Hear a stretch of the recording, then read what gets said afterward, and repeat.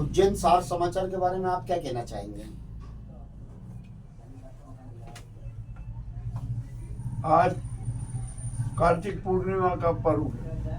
यहाँ पर अनेक समारोह हो रहे हैं। आइए अब हम उज्जैन के सार समाचारों की दूसरी बात न करते हुए आज यहाँ उज्जैन की परंपराएं गरिमा पर बात करें। आज कार्तिक पूर्णिमा है।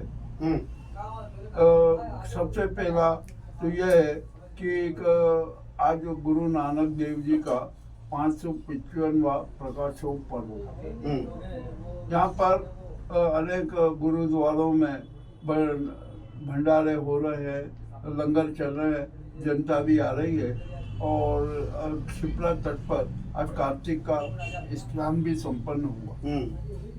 दूसरी तरफ कार्तिक मेला जो कि अभी लगा ही नहीं, बेचारी ग्रामीण जनता आई, घूम के निकल गई। जिस कार्तिक मेले से करोड़ से अधिक की आय होती है, उसके प्रति इतनी लापरवाही अच्छी नहीं होती। तीसरी बात, क्षिप्रा इतनी प्रदूषित है कि जिसकी कोई बात ही नहीं करते। जब हम छोटी रपट से जाते हैं तो पानी बदबू मारता है और वो हमारे सामने आता है।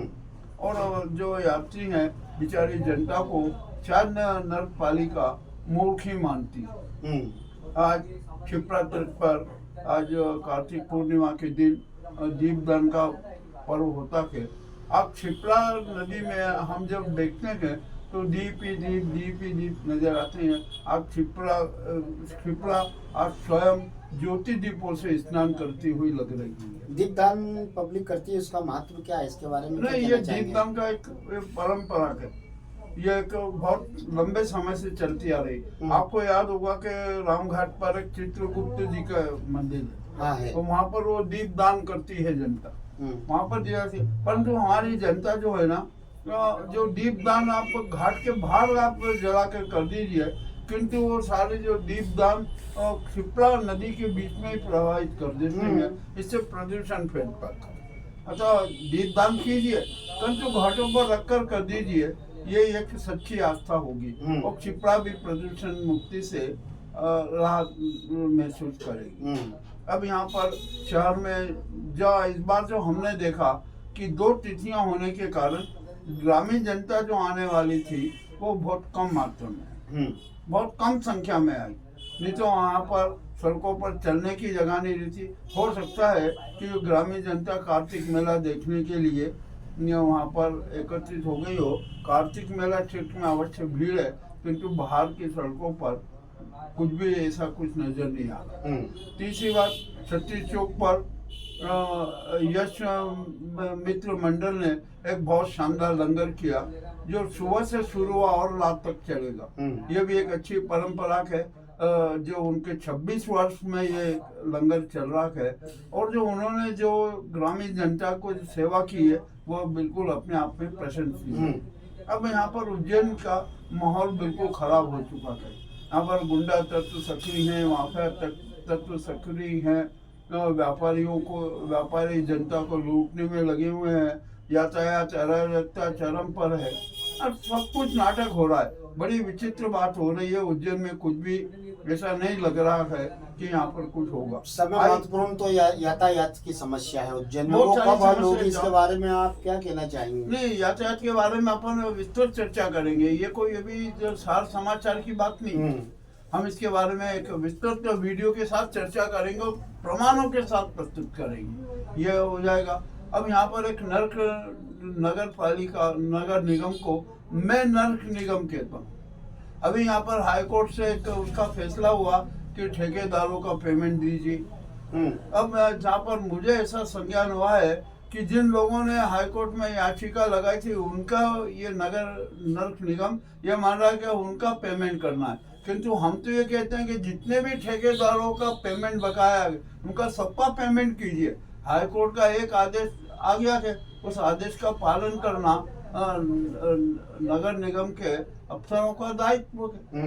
यदि वो ऐसा नहीं करते हैं, कुछ लोगों को, कुछ जो ठेकेदार है जिन्होंने पिटीशन लगाई थी उनका पेमेंट कर देंगे और अन्य ठेकेदारों का पेमेंट रुका रहेगा, ये कोई न्याय नहीं होता है। हाई कोर्ट ने डिसीजन दे दिया है कि आप ठेकेदारों का रुका हुआ पेमेंट दीजिए, वो आपको देना। और एक सबसे बड़ी बात आज मैं बहुत बड़ा रहस्य उजागर कर रहा हूँ, ये नर्क निगम घोटाला निगम भी है। यहाँ के वर्कशॉप में जरा देखिए क्या हो रहा है। यहाँ पर जो बसें ली गई थी, कितनी बसें गायब है, शायद वर्कशॉप मैनेजर को इंचार्ज को पता ही नहीं कि कहाँ है वो 10 बसें कहाँ गई, और जो आपने जो बसें की है वो सब भंगार पड़ी हुई है। ये भी एक बहुत बड़ा नाटक है। और नगर निगम के कार्यालय में क्या क्या होता है, जो मकान की परमिशन के बारे में क्या होता है, जो जाते हैं वहाँ पर सब हर तरह का धन की महिमा का महत्व है। ये भी एक बड़ी शर्मदायक स्थिति है। अब हम उज्जैन के पुलिस अधीक्षक से और आईजी साहब से वो एक महत्वपूर्ण सूचना देना चाहते हैं कि ये जितने भी ऑटो वाले हैं, ये यातायात अराजकता फैलाने वाले अहम तत्व हैं। मेन ई रिक्शा वाले ई रिक्शा और ऑटो रिक्शा दोनों के उस पर आ गया, तो इन पर कड़ा से कड़ा नियम लागू कीजिए। सबसे पहले इनके लाइसेंस बनवाइए, बिना लाइसेंस के भी ई रिक्शा चल रहे हैं। दूसरी बात, ड्रेस कोड लागू कीजिए और रेट लिस्ट लगाइए कि रेट लिस्ट आपको इतना इतना लगेगा। अब प्रशासन कुछ भी नहीं कर रहा, खाली सिर्फ बयानबाजी से कोई अराजकता समाप्त होगी नहीं।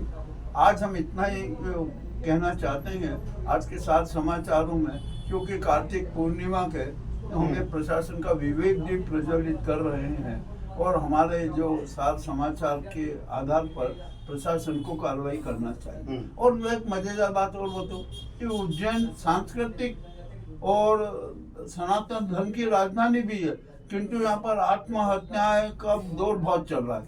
इस पर भी नियंत्रण की जरूरत है। इसके लिए हर परिवार को बड़ा ध्यान देना होगा कि ये ऐसी घटनाएं क्यों हो रही है। और यहाँ पर बेरोजगारी की समस्या तो है ही, दूसरी भिखारियों की भी समस्या बहुत है।